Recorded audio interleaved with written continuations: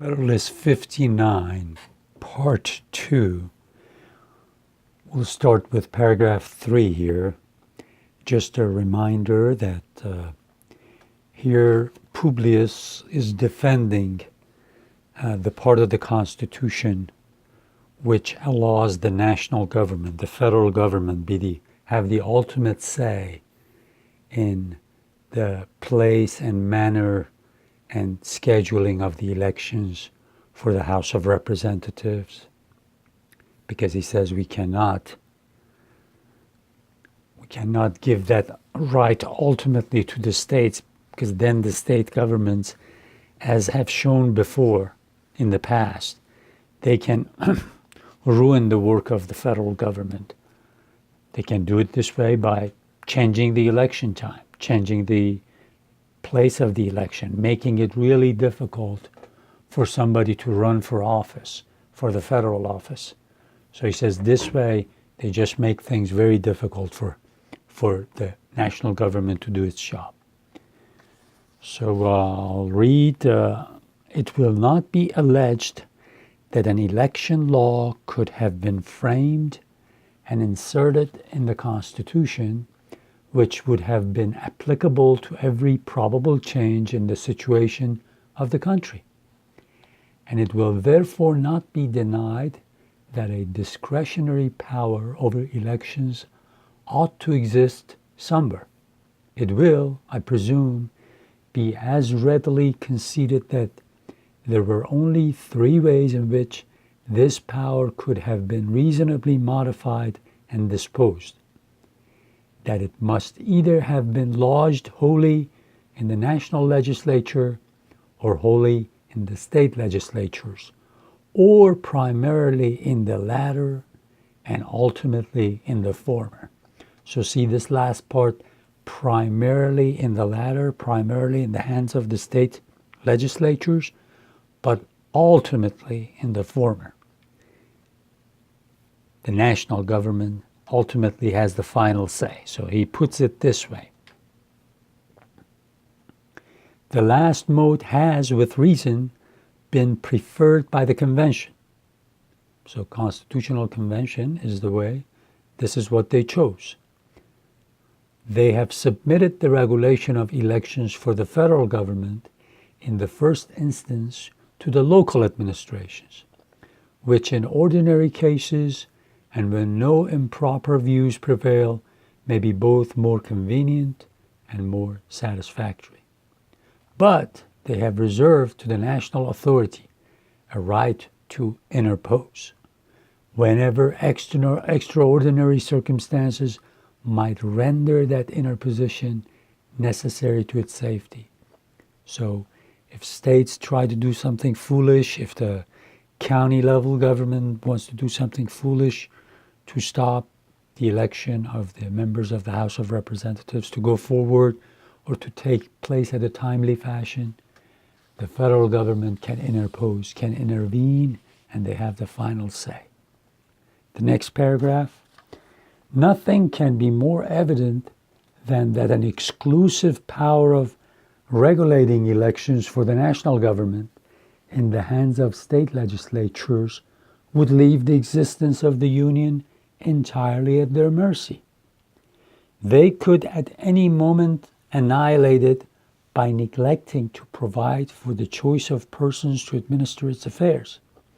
It is to little purpose to say that a neglect or omission of this kind would not be likely to take place.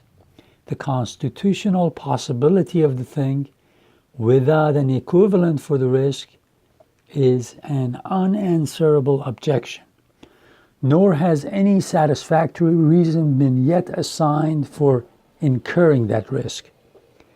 The extravagant surmises of a distempered jealousy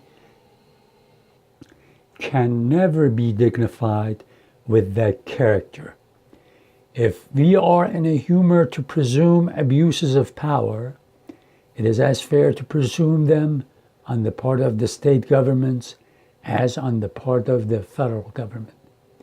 And as it is more consonant to the rules of a just theory to trust the Union with the care of its own existence than to transfer that care to any other hands if abuses of power are to be hazarded on the one side or on the other. It is more rational to hazard them where the power would naturally be placed than where it would unnaturally be placed. So the federal government has a reason to say that we have the ultimate say in this thing, because past experiences have shown that state governments have uses sometimes the word encroach upon the federal authority. So we had to put this in the Constitution for the state legislatures to know not to get a funny idea to mess around with the big system, with the national government. The next paragraph, suppose an article had been introduced into the Constitution empowering the United States to regulate the elections for the particular states. Would any man have hesitated to condemn it, both as an unwarrantable transposition of power and as a premeditated engine for the destruction of the state governments? The violation of principle in this case would have required no comment, and to an unbiased observer, it will not be less apparent in the project of subjecting the existence of the national government in a similar respect to the pleasure of the state governments. So if we had said anything in the Constitution that will take over the state regulation of the state elections and stuff, you would have immediately said, no, this is abuse of power, not acceptable, and everybody would agree. So how come the federal government, the national government, cannot put this in writing, put it in Constitution, and say, you state governments cannot meddle with the timing and scheduling of the elections for the federal government, especially the House of Representatives? An impartial view of the matter cannot fail to result in a conviction that each, as far as possible, ought to depend on itself for its own preservation. The next paragraph, as an objection to this position, it may be remarked that the constitution of the National Senate would involve, in its full extent, the danger which it is suggested might flow from an exclusive power in the state legislatures to regulate the federal elections. It may be alleged that by declining the appointment of senators, they might at any time give a fatal blow to the Union. And from this, it may be inferred that as its existence would be thus rendered dependent upon them in so essential a point, there can be no objection to entrusting them with it in the particular case under consideration.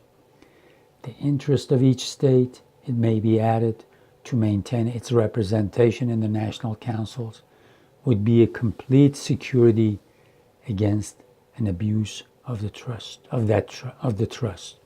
So here pretty soon he's going to say, unfortunately, it's an evil idea for us to have given this much power regarding the election of senators to the state legislatures. But we had to do it to have a compromise, to write this Constitution so that the states won't say the federal government is centralizing all the powers, taking all the powers away from us. So this way we made part of Congress directly under the watch and regulation of the federal government as the ultimate authority, and the other branch, part of the Congress, the Senate, to be in the hands of the state legislatures. He's going to say it's an evil we had to deal with, we had to accept. We will continue with the next paragraph in the next video.